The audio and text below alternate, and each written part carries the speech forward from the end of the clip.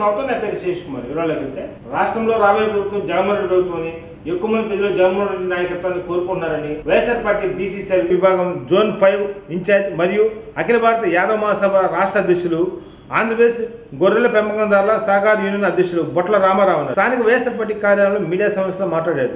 ఈ కార్యక్రమంలో శంకర సురేష్, వెంకట సుబ్బయ్య తదితరులు బాగున్నారు.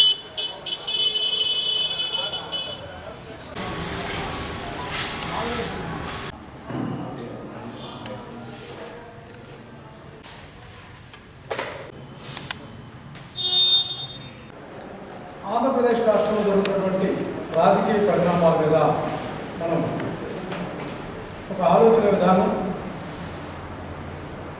ఒక విశ్లేషణ చేసుకోవాల్సినటువంటి ఆవశ్యకత ఎంతైనా ఉందని ఈ సందర్భంగా తెలియజేస్తున్నాను.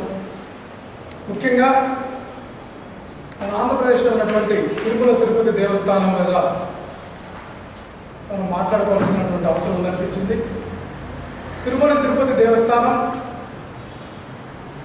సన్నిధి గొల్ల అంశం మనందరికీ తెలిసినటువంటి అంశమే.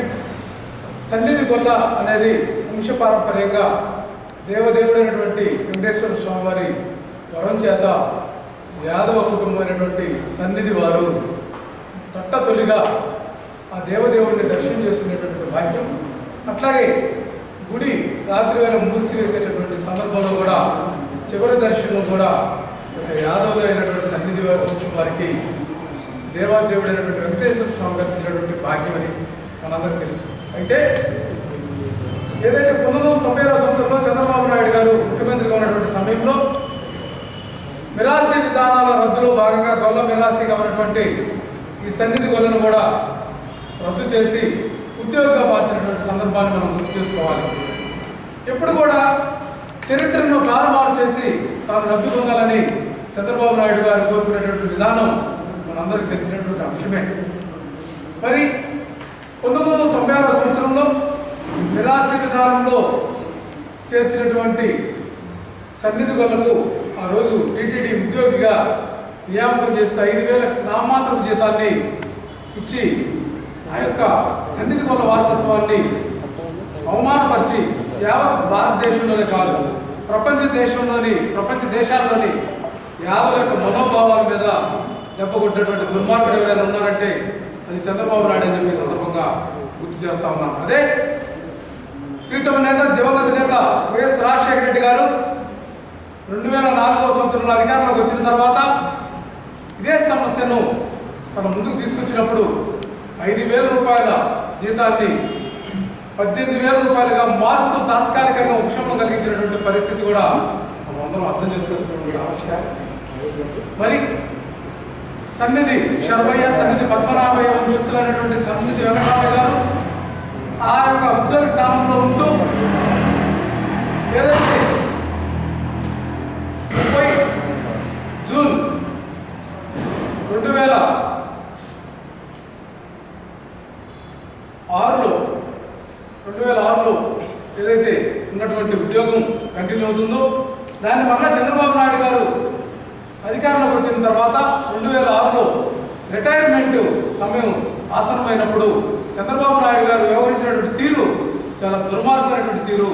ఏదైతే యాదవ సంఘాలైతేనేమి, ఏదైతే వెంకటేశ్వర స్వామి భక్తికి సంబంధించినటువంటి ఆధ్యాత్మికమైనటువంటి భక్తులైతేనేమి, వీళ్ళందరూ కోరినా కూడా ఏమాత్రం కూడా వినకుండా ఆ యొక్క సన్నిధి వెంకటరామయ్య గారి ఉద్యోగాన్ని కేవలం 1 సంవత్సరం రెన్యువల్ చేస్తూ టీటీడీ ఈవో గారి చేత ఉత్తర్వులు ఇప్పించినటువంటి దుర్మార్గమైన చరిత్ర ఉంది. అడుగుతున్నది ఏంటంటే యాదవ సంఘాలు కానీ, యొక్క ఆధ్యాత్మికమైనటువంటి భక్తులు కానీ, ఏదైతే దేవాదేవుడు తొలి దర్శనం కోరుకున్నాడో సన్నిధి గొల్లను, అదే విధానాన్ని వంశపారంపర్యంగా ఏదైతే బ్రిటిష్ వారు కూడా రికార్డులో చూస్తే 1839 నుండి కూడా బ్రిటిష్ వారు కూడా ఈ విధానాన్ని కొనసాగిస్తున్నటువంటి విధానాన్ని 100 సంవత్సరాలు 1000 సంవత్సరాలు గడిచినా ఎవరూ దాని జోలికి పోకపోతే చంద్రబాబు నాయుడు దాన్ని రద్దు చేసిన దాకా నిద్రపోలేదు. ఈ అంశాన్ని ప్రతి ఒక్కరు కూడా ఈ యొక్క ఆంధ్రప్రదేశ్లో గుర్తుంచుకోవాల్సినటువంటి అంశం తెలియజేస్తాను. మరి 2013 ఎన్నికలకు ముందు ఇదే అంశాన్ని తీసుకుని ప్రీతమ నేత, ఆ రోజు ప్రతిపక్ష నేతగా ఉన్నటువంటి జగన్మోహన్ రెడ్డి గారిని యొక్క యాదవ్ సోదరులు కలిస్తే ఆయన పేర్కొన్నటువంటి అంశం చాలా నిర్వివాదాంశమైనటువంటి ఒక నిర్ణయాన్ని ప్రకటించారు. మన ప్రభుత్వం అధికారంలో రాగానే, వైఎస్ఆర్ కాంగ్రెస్ పార్టీ అధికారంలో రాగానే ఖచ్చితంగా మీ మనోభావాలను గౌరవిస్తూ ఖచ్చితంగా సన్నిధి గొల్లను వంశపారంపర్యంగా మేము ప్రకటిస్తామని చెప్పినటువంటి హామీని 2020 జూన్ 11వ తేదీన జరిగినటువంటి క్యాబినెట్లో ఆయన తీర్మానం చేసి జీవోనిచ్చి, ఆ జీవోలో స్పష్టంగా ఏదైతే అప్పుడు ఉన్నటువంటి సన్నిధి గొల్ల పదాన్ని సన్నిధి యాదవ్గా కూడా మార్పు చేసుకునేదానికి ఈ మనోభావాలకు అనుగుణంగా కూడా మార్చుకోవచ్చని, యాదవ్ యొక్క మనోభావాలను గుర్తించి గౌరవించి వారికి మరలా తిరిగి యొక్క విధానంలో పెద్దపీట వేసినటువంటి వ్యక్తి మన ప్రీతమ నేత వైఎస్ జగన్మోహన్ రెడ్డి గారిని తెలియజేస్తున్నాం. అదే ఎస్సీ ఎస్టీ బీసీ మైనారిటీల పట్ల జగన్మోహన్ రెడ్డి గారు నా ఎస్సీ, నా బీసీ, నా ఎస్టీ, నా మైనారిటీని కుండబద్దలు పట్టడమే కాకుండా బీసీల పట్ల తన యొక్క విధానాన్ని కూడా, ఆయన వ్యవహరించినటువంటి విధానాన్ని కూడా, ఆయన చెప్పినటువంటి మార్గాన్ని కూడా, ఆయన చెప్పినటువంటి మాటను కూడా మనం తీసుకోవాలి. బ్యాక్వర్డ్ క్యాస్ట్ కాదు బీసీ అంటే, ఈ యొక్క సమాజానికి బ్యాక్ బోన్ క్యాస్ట్గా బీసీలు ఉన్నారు. వారిని బ్యాక్ బోన్ క్యాస్ట్గానే నేను గౌరవిస్తాను, నేను వారికి తదనుగుణంగా నేను ప్రాధాన్యత ఇస్తానని చెప్పినటువంటి వ్యక్తి వైఎస్ జగన్మోహన్ రెడ్డి గారిని తెలియజేస్తా ఉన్నాను. అదే చంద్రబాబు తీసుకుంటే అనేక రకాలుగా ఈ బీసీలను ఇబ్బందికరమైనటువంటి అంశాలకు గుర్తు చేసినటువంటి ప్రక్రియ చూస్తూ ఉన్నాం. ఏదైతే స్వర్గీయ ఎన్టీ రామారావు గారు బీసీల కోసం అనేక సీట్లు కేటాయించి ఈ రాష్ట్రంలో ఉమ్మడి ఆంధ్రప్రదేశ్ తెలుగు రాష్ట్రాల్లో బీసీలను నాయకులుగా ప్రోత్సహిస్తే, చంద్రబాబు నాయుడు ఆంధ్రాను వీళ్ళందరి స్థానాలను తన సొంత సామాజిక వర్గం, తన సొంత స్నేహితులకు ఒక ఇబ్బందికరమైనటువంటి వాతావరణంలో ఏమాత్రం కూడా బీసీలకు రాజ్యాధికారంలో, చట్టసభల్లో చోటు లేకుండా వాళ్ళ సీట్లన్నీ కూడా ఖాళీ చేయించినటువంటి పరిస్థితి వచ్చింది. మరలా దుర్మార్గంగా ఏదైతే పెద్దలు జగన్మోహన్ రెడ్డి గారు అక్రమ కేసులో జరిగిపోయినప్పుడు శ్రీమతి విజయమ్మ గారు గౌరవాధ్యక్షుడిగా ఈ యొక్క ఆంధ్రప్రదేశ్ వైఎస్ఆర్ కాంగ్రెస్ పార్టీ బాధ్యతలు చేపట్టినప్పుడు కూడా ఆ రోజు వైఎస్ఆర్ కాంగ్రెస్ పార్టీ విధానం మాట్లాడదాం ఉంటే బీసీలకు సముచిత స్థానం కల్పిస్తామంటే ఎద్దేవా చేసినటువంటి చంద్రబాబు నాయుడు మాటలు ఎలా ఉన్నాయంటే, 100 సీట్లను మేము ఇస్తామని చెప్తే 100 సీట్లు ఇవ్వడం కాదు, 100 మంది శాసనసభ్యులను అసెంబ్లీ పంపించేదానికి వైఎస్ఆర్ కాంగ్రెస్ పార్టీ సహకరిస్తుంది. మీకు చిత్తశుద్ధి ఉంటే ఏ స్థానాల్లో బీసీలను, బీసీ అభ్యర్థులను మనం ఎంపిక చేద్దామనేది ఒక పెద్ద మనుషులు ఒప్పందం చేసుకున్నామని చెప్పి సవాల్ విసిరినటువంటి ఘనత వైఎస్ఆర్ కాంగ్రెస్ పార్టీకి ఉంది. ఆ రోజు గౌరవాధ్యక్షురాలుగా ఉన్నటువంటి విజయమ్మ జరుగుతుందని సందర్భంగా తెలియజేస్తున్నాం. మరి అటువంటి పరిస్థితులు ఉంటే చంద్రబాబు నాయుడు 2014 ముందు 2013లో తన పాదయాత్ర సందర్భంగా బీసీల కోసం 24 అంశాలతో కూడినటువంటి ఒక బీసీల యొక్క డిక్లరేషన్ ప్రకటించి ఏ ఒక్క అంశాన్ని కూడా నెరవేర్చకుండా తన మాయమాటలు పబ్బం గడుపుకున్నటువంటి విధానాన్ని గుర్తు చేసుకోవాలి. అట్లాగే బీసీ కార్పొరేషన్ విషయానికి వస్తే తన హయాంలో 2014లో చూస్తే 3 సంవత్సరాల పాటు లబ్ధిదారులను అన్ని సమావేశాలకు వాడుకొని ఈ యొక్క శిక్షణా తరగతుల పేరుతోటి బీసీ కార్పొరేషన్ కార్యాలయాల్లో తిప్పి వాళ్ళకి రూపాయి కూడా ఒక చిల్లి గవ్వగొడిచినటువంటి పాపనపడి ఒక దుర్మార్గమైనటువంటి పరిపాలన చంద్రబాబు నాయుడు చేశారని సందర్భంగా తెలియజేస్తా ఉన్నాను. అదే కోవలో చంద్రబాబు నాయుడు మాట్లాడినటువంటి మాటలు ఎస్సీ సోదరుల గురించి, ఎస్సీ ఎస్టీలలో ఆ కులాన్ని ఎవరైనా పుట్టాలని కోరుకుంటారని మాట్లాడినటువంటి నీతి నికృష్టమైనటువంటి ఈ యొక్క సామాజిక దృక్పథాలని ఒక సీనియర్ నేతగా నేను చాలా సీనియర్ ముఖ్యమంత్రి అని చెప్పుకునేటటువంటి చంద్రబాబు చాలా దుర్మార్గమైనటువంటి వ్యవహారం, ఆయన మనసులోని మాట అది బయటపడ్డాడని చెప్పి సందర్భంగా నేను తెలియజేస్తున్నాను. అదే నిన్న చంద్రగిరిలో ఆ యొక్క తెలుగుదేశం పార్టీ ఇన్ఛార్జిగా ఉన్నటువంటి పులివర్తి నాని సమక్షంలో జరిగినటువంటి ఒక సమావేశం, మీడియా సమావేశం సందర్భంగా సీనియర్ మంత్రి సూలూరుపేటలో దళితులందరూ కూడా గౌరవించుకునేటటువంటి మాజీ మంత్రి పరస రత్నం గారిని చాలా ఒక చిన్న పిల్లోడు, చిన్న బాలుడిలాగా మీడియా సమావేశంలో వెనక నిలబెట్టినటువంటి ఒక అగౌరవపరిచినటువంటి అమర్యాద ప్రవర్తించినటువంటి వ్యక్తి ఈ యొక్క చంద్రబాబు నాయుడు. దీని అందరూ కూడా ఈ యొక్క ఎస్సీ ఎస్టీ బీసీ మైనార్టీలు గుర్తుంచుకోవాలా, రాబోయే రోజుల్లో మనం మభ్యపెట్టి ఓట్లు దండుకోవాలనేటటువంటి ఆలోచన విధానంతో కలగలిసినటువంటి పార్టీలు ముందుకు వస్తున్నాయి. ఈ పార్టీల విధానం కూడా మనం పరికిస్తే 2014 సంవత్సరంలో బీజేపీతో కలిసి పవన్ కళ్యాణ్ ఆధ్వర్యంలో జనసేన ఏ ఒక్క సీటు కూడా తీసుకోకుండా రాజకీయ పార్టీ స్థాపించి ఒక్క సీటు కూడా పోటీ చేయకుండా తెలుగుదేశం పార్టీకి మద్దతు ఇచ్చి ఆ రోజు ఓట్లను వేల సారాలు కుదుర్చుకొని ప్యాకేజీలతోటి మీరు పబ్బం గడుపుకున్నది నిజం కాదని చెప్పి తెలియజేస్తా ఉన్నా. మరి మీ పార్టీ విధానం ఏంటి? ఆ రోజు అధికారంలోకి వచ్చారు, 5 సంవత్సరాల అధికారంలో కేంద్రంలోనూ రాష్ట్రంలో ఉన్నటువంటి చేస్తున్నటువంటి ఈ యొక్క బీజేపీ తెలుగుదేశం ప్రభుత్వాలు ఉంటే ఆ రోజు నోరు విప్పని పవన్ కళ్యాణ్ ప్రత్యేక హోదా గురించి జగన్మోహన్ రెడ్డి గారిని విమర్శించడం సిగ్గుచేటు.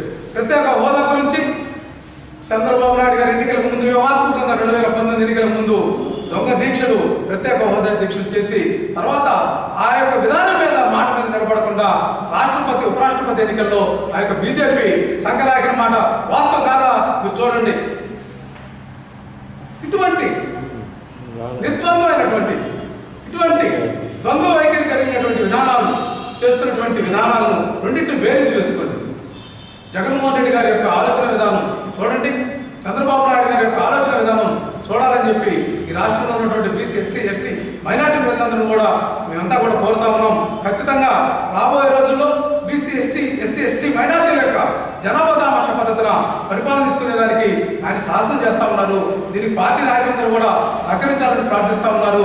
మరి చూస్తా ఉన్నాం కులగణన అంశం. మరి కులగణన మీద ఏ రోజైనా చంద్రబాబు నాయుడు మాట్లాడాడని చెప్పి సందర్భంగా నేను నిలదీస్తా ఉన్నా.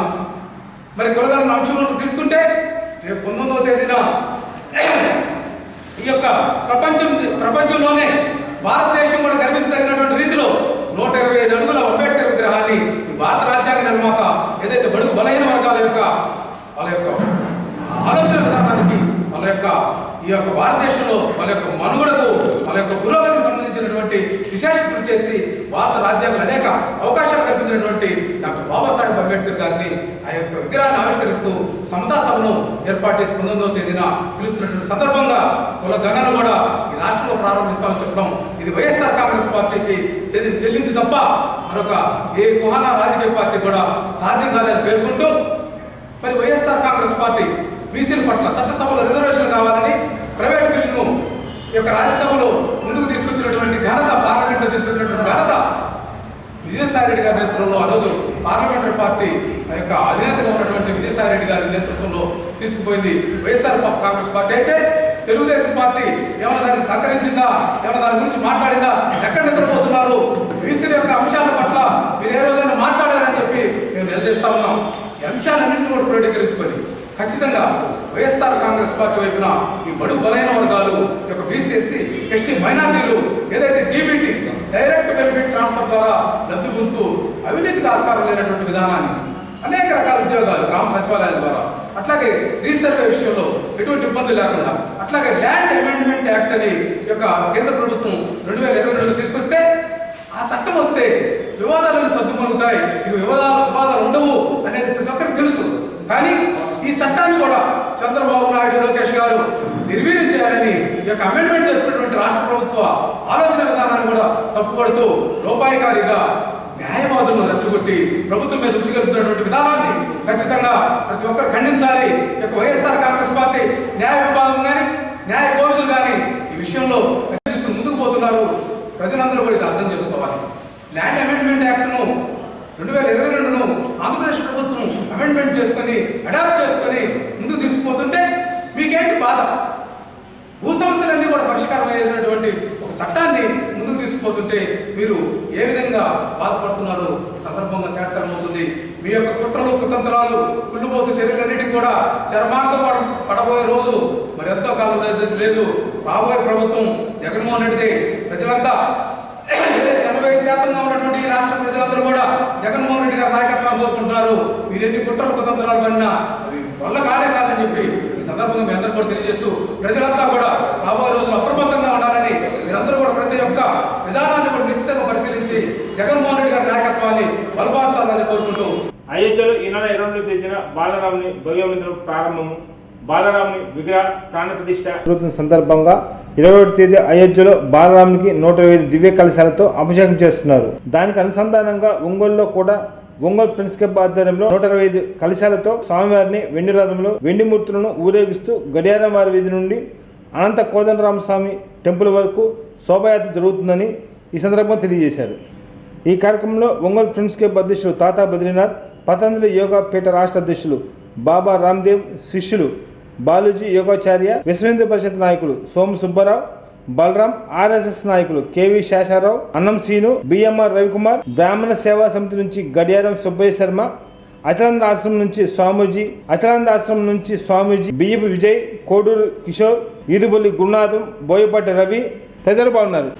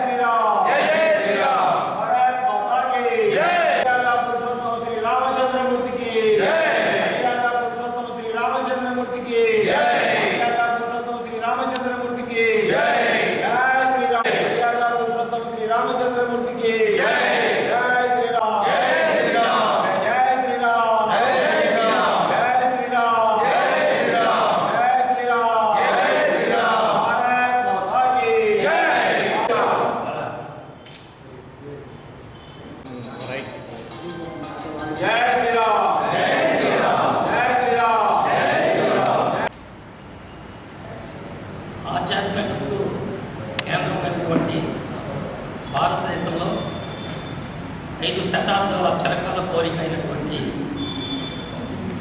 రాముల వారి అయోధ్యలో విగ్రహ ప్రతిష్ట కార్యక్రమం ఎన్నో తరాల కోరిక అయినటువంటి ఈ కార్యక్రమం ఒంగోలు నగరంలో అత్యంత వైభవంగా నిర్వహించుకోవాలనే తలంపుతో ఈరోజు ఈ వేదిక మీద ఉన్నటువంటి వివిధ సంస్థల రథసారథుల సారథ్యంలో రాబోయే 21వ తేదీ సాయంత్రం 3 గంటలకి శ్రీరాముల వారి దేవాలయం కోర్టు సెంటర్ పాత పీవీఆర్ హై స్కూల్ వద్ద నుండి ఒంగోలు నగరంలో అయోధ్యలో జరిగే 21వ తారీఖు కార్యక్రమంలో ముఖ్య ఘట్టమైనటువంటి 125 కలశములతో స్వామివారికి 5 ద్రవాలతోటి అభిషేకం నిర్వహించాలనేది ఈ కమిటీ సారథ్యంలో నిర్ణయం చేయడం జరిగింది. దాంట్లో భాగంగా ఈరోజు మనం ఇక్కడ ఈ సమావేశాన్ని ఏర్పాటు చేసుకోవడం జరుగుతుంది. దీంట్లో ముఖ్యంగా ఒంగోలు నగరంలో ఉన్నటువంటి వివిధ దేవాలయాల్లో మన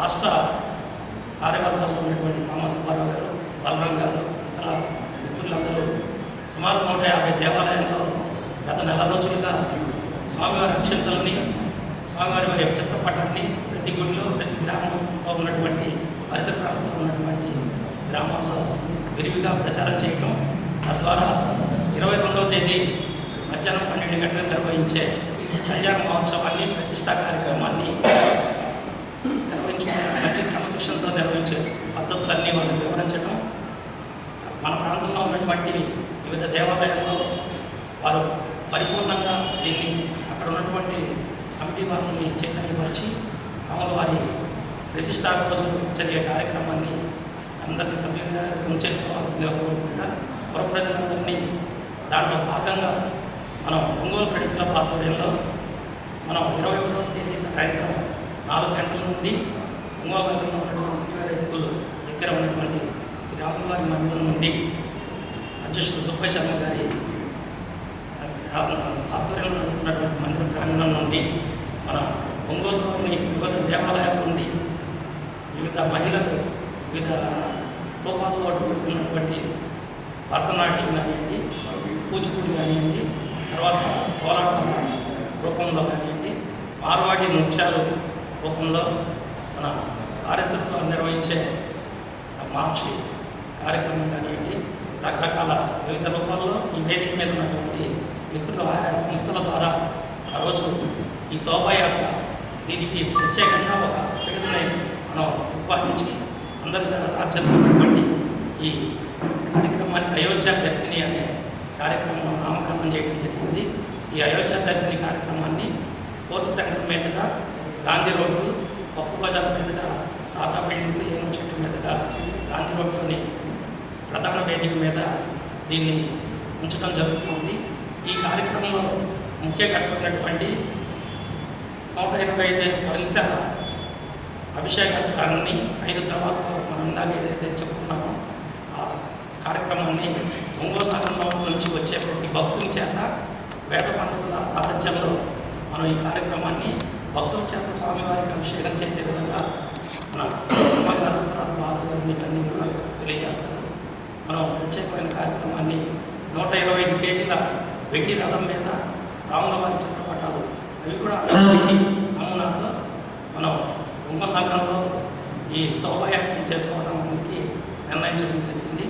మీ ద్వారా నేను ఒంగోలు ప్రజలందరికీ భక్తిభావంతో ఉండే అందరి మిత్రులందరూ కుటుంబ సమేతంగా స్వామివారికి ఈ పంచద్రవాలని మనం ఏ రకంగా అక్కడ ఉన్నటువంటి వేద పండితులు తెలియజేసే పద్ధతిలో స్వామివారి వెండి విగ్రహాలకి మనందరం కలిసి సామూహికంగా మనం అభిషేక కార్యక్రమాన్ని నిర్వహించుకొని అదేవిధంగా ఇంకో వేదిక మీద సీతారామచంద్ర వైభవాన్ని సుమారు 30 మంది కళాకారుల చేత 2.5 గంటల పాటు ప్రదర్శన కార్యక్రమం అమ్మవారి గురించి విశేషంగా మాకు ఈ కార్యక్రమాన్ని మనకి ప్రదర్శన తెలియజేస్తారు. ఈ కార్యక్రమం మొత్తాన్ని మనందరం స్వామివారి కృపాకటాక్షల కోసం కలిసి పనిచేసే విధంగా అందరం మనం ప్రజలందరికీ పంపించి తద్వారా అందరి ఆశీస్సులు పొందే విధంగా స్వామివారి ఆశీస్సులు పొందే విధంగా మీరందరికీ సహాయ సహకారాలు కోరుకుంటారు. శ్రీరామ జయ రామ జయ జయ రామ. ఇది రక్షణ కవచంలాగా హిందూ బంధువులందరినీ కాపాడాలని కోరుకుంటూ 500 సంవత్సరాల బందీఖానాలో ఉన్న రాముల వారి ఎప్పుడెప్పుడు బయటకు వస్తారా అని భారతదేశ వ్యాప్తంగా ప్రపంచవ్యాప్తంగా ఉన్న అందరూ కూడా ఎదురు చూస్తున్న సందర్భం. జనవరి 22 రామజన్మభూమి తీర్థక్షేత్ర ట్రస్ట్ వారి ఆధ్వర్యంలో జరుగుతున్న ఈ కార్యక్రమం 22 బాలరాముని భవ్య మందిరంలో బాలరాముని ప్రాణప్రతిష్ఠ జరుగుతుంది. 21వ తేదీ అయోధ్యలో స్వామివారికి 125 దివ్య కలశాలతో అభిషేకం జరుగుతున్న సందర్భంలో దానికి అనుసంధానంగా ఒంగోలులో కూడా స్వామివారిని వెండి సీతారామ పరివారం మూర్తులతోటి ఒక 10 అడుగుల ఎత్తులో ఉన్న 125 కేజీల వెండి రథంలో ఊరేగింపుతో దాని ముందు 125 దివ్య కలశాలతోటి అలాగే మార్వాడి మహిళలు భక్తిపూర్వకంగా నృత్యం చేస్తూ రాష్ట్రీయ స్వయం సేవక్ వారు రూట్ మార్చ్ తోటి హరే రామ భజనలు హనుమాన్ చాలీసా ఇలా అనేకమైన బృందాలతో భక్తితో శోభాయాత్ర నిర్వహించడం జరుగుతుంది. గడియారం వారి శోభాయాత్రను ఏర్పాటు చేసి ఆ తిరుమంజనం జరిగే సమయానికి మనం గాంధీ రోడ్లో గీతా మందిరం దగ్గర ఒక గొప్ప భవ్యమైన వేదికను ఏర్పాటు చేసుకొని ఆ వేదికలో మనం స్థానిక పీవీఆర్ పాఠశాల పక్కన కోర్టు సెంటర్లోని శతాధిక చరిత్ర గల అనంత కోదండరామస్వామి దేవస్థానం అత్యంత పవిత్రమైనది. అది ముఖ్యంగా శ్రీ తక్కెళ్లపాటి అయ్యవారు దంపతులచే ధర్మకర్తలు ఎవరు కూర్చోకుండా ఆ నృసింహస్వామి ఉపాసకులైన తక్కెళ్లపాటి అయ్యవారి దంపతులచే ప్రతిష్ఠించబడిన అత్యంత అద్భుతమైన ఆలయం. చిన్న ఆలయం కానీ చాలా మహిమగల ఆలయం. ఆ ఆలయం నుండి ఈ శోభాయాత్ర మొదలై అదే 125 కలశాలతోటి ఊరేగింపు మొదలై అందుకు ముందు వేద పండితులచే వేద పఠనము, కోలాటము, హనుమాన్ చాలీసా పారాయణ, మార్వాడి మాతృమూర్తుల నృత్యము ఇలాంటి శోభాయమానంగా జరిగే ఈ శోభాయాత్ర కొన్ని ప్రదేశాల ఆలయాలను కలుపుకుంటూ మనం ప్రధాన వేదిక వద్దకు చేరిన తర్వాత అక్కడ అందరికీ అంటే ఆ రామ భక్తితో ఆ శోభాయాత్రలో పాల్గొని ఆ వేదిక దగ్గర వచ్చిన ప్రతి ఒక్క భక్తుని చేత ఆ పంచామృతాల చేత శ్రీరామచంద్రమూర్తికి తిరుమంజనం చేయించాలని ఒక అద్భుతమైన సంకల్పం ఆ స్వామి మాకిచ్చాడు నిర్వాహకులకి. దాన్ని మేము మాకు తోచిన విధంగా మేము ప్రయత్నం చేస్తున్నాం. కాబట్టి ఒంగోలు నగరంలోని పరిసర ప్రాంతాల్లోని గ్రామాల్లోని ప్రజలందరూ కూడా ఈ శోభాయాత్రలో పాల్గొని స్వామివారి శోభాయాత్రను తిలకించి యాత్రలో పాల్గొని ఆనందాన్ని అనుభవించి ఆ తిరుమంజనంలో మీరు పాల్గొని స్వామివారి కృపకు పాత్రలు కావాల్సిందిగా కోరుతున్నాం. ఇందులో మరొక ముఖ్య విశేషం ఏంటంటే దాదాపు 125 కేజీల వెండితో తయారు చేసిన వెండి రథంలో వెండి సీతారామమూర్తుల విగ్రహాలు ఈ ఊరేగింపులో పాల్గొంటున్నాయి. ఆంధ్రప్రదేశ్ కాంగ్రెస్ పార్టీ రాష్ట్ర అధ్యక్షుడిగా నియమితులైన వైఎస్ షర్మిలకు అభినందనలని, వైఎస్ షర్మిల రాకతో కాంగ్రెస్ పార్టీ పూర్వవైపు వస్తుందని మార్కాపురం కాంగ్రెస్ పార్టీ సమన్వయకర్త సయ్యద్ జావేద్ అన్వర్ అన్నారు. స్థానిక మార్కాపురంలో ప్రెస్ క్లబ్లు ఏర్పాటు చేసిన మీడియా సమావేశంలో పాల్గొని మాట్లాడారు. మీడియా సమావేశం అనంతరం అంగన్వాడీ చేస్తున్న సమ్మెకు తమ పూర్తి మద్దతు తెలియజేశారు. వారి కోరికల సాధనకు తమ ముందు కృషి చేస్తామని ఈ సందర్భంగా అన్నారు. ఈ కార్యక్రమంలో రైతు సంఘం నాయకులు గాలి వెంకటరామిరెడ్డి, తిరుమల శెట్టి రామయ్య, శీలం రామకృష్ణారెడ్డి, న్యాయవాదులు నూతలపాటి దేవరాజ్, షేక్ మతీన్ బాషా, చిలక చక్రవర్తి, అబ్దుల్ సలాం, మండల నాయకులు బొగ్గు రామిరెడ్డి, షేక్ బడే సాహెబ్, పట్టణ నాయకులు షేక్ ఇస్మాయిల్, కబీర్, నాగురువలి, రిజ్వాన్, కళ్యాణ్, విశ్రాంతి ఉద్యోగి గరికపాటి అంకయ్య, కాంగ్రెస్ పార్టీ నాయకులు కార్యకర్తలు పెద్ద ఎత్తున పాల్గొన్నారు. మనం ఇంతవరకు చూడలేదు. ఏ ప్రభుత్వం అయినా, ఏ ముఖ్యమంత్రి అయినా, ఏ ప్రధానమంత్రి అయినా రోడ్డు మీదకి వచ్చి ఎవరైనా నిరసన తెలుపుతూ తమ హక్కులు కావాలని అడుగుతున్నప్పుడు వెంటనే చర్చలు జరిపి వాళ్ళు అడిగినంత కాకుండా ప్రతి ఒక్కరికి రాజ్యాంగం హక్కు కల్పించింది.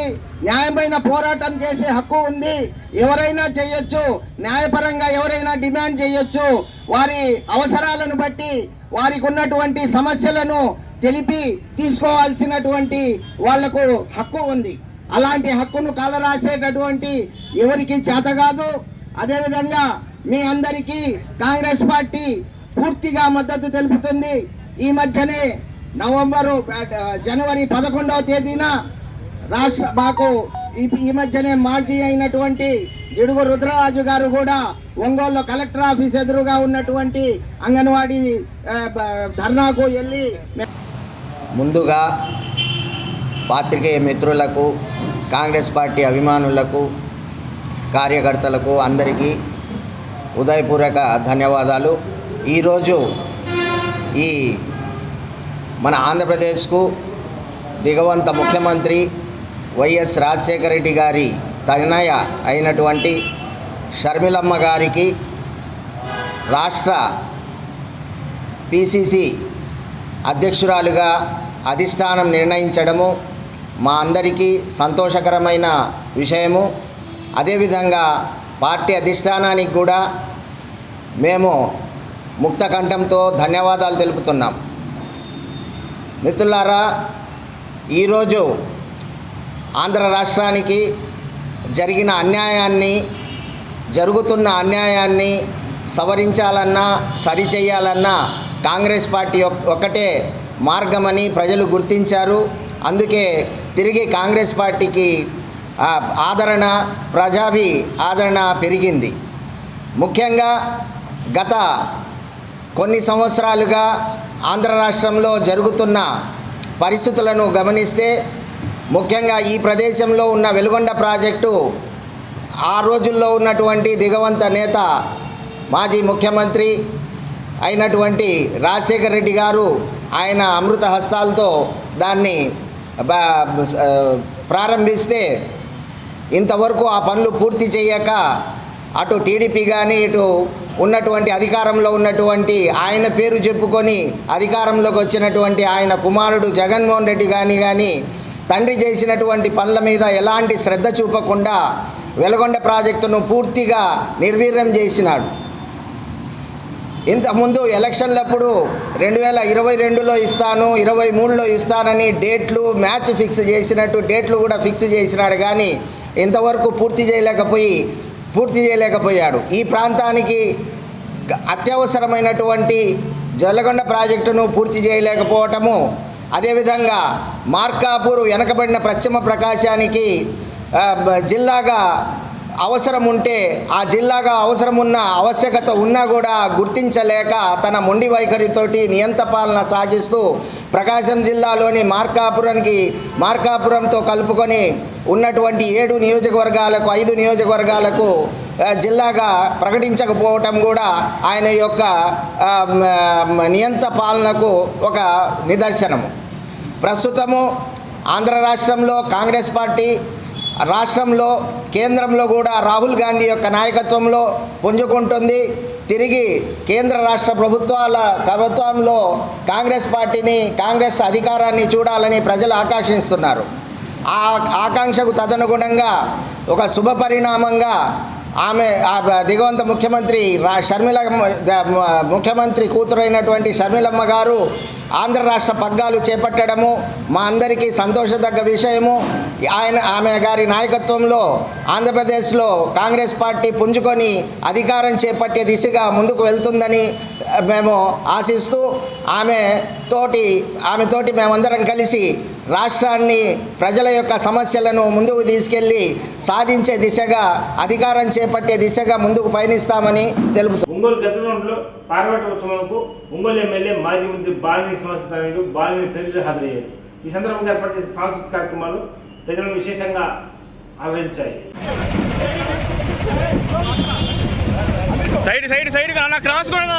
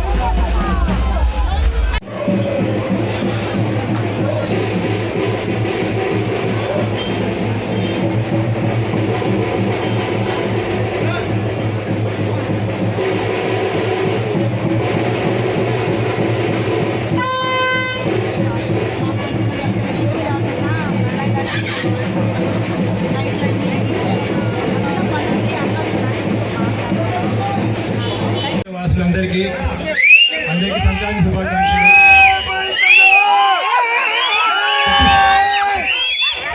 పారువాటి ప్రోగ్రాం ప్రతి సంవత్సరం లాగే ఈ సంవత్సరం మమ్మల్ని ఆహ్వానించారు, చాలా సంతోషం. ఈ వచ్చే సంవత్సరం ఇంకా బాగా చేయాలని, అట్లాగే మా నాన్న మినిస్టర్ అయ్యి మీ ముందు గట్లగుంట మా నాన్న చిన్నప్పుడు అంతా పెరిగింది ఇక్కడే పెరిగాడు. అందరూ మీ ఇంట్లో కొత్త తిరుగుతా ఇక్కడే పెరిగాడు. సో గట్లగుంట ఎప్పుడు మాకు సపోర్ట్ చేస్తూనే ఉన్నారు, ఎప్పుడు అభిమానిస్తూనే ఉన్నారు. పోయిన ఎలక్షన్ కన్నా ఈసారి ఎక్కువ మెజార్టీ ఇస్తారని కోరుకుంటూ సెలవు తీసుకుంటాను. Thank you. గట్లగుంట వాసులందరికీ పేరు పేరున సంక్రాంతి శుభాకాంక్షలు జరుపుకుంటాను.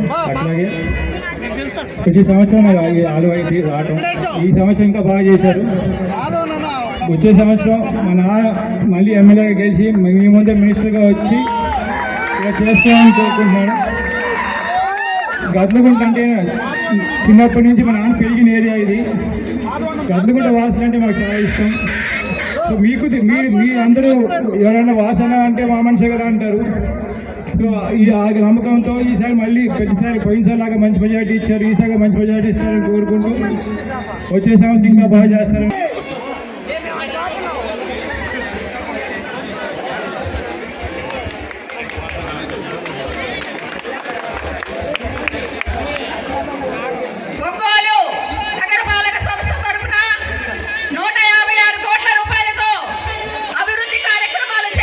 ఈ వార్తల సమస్య నమస్కారం.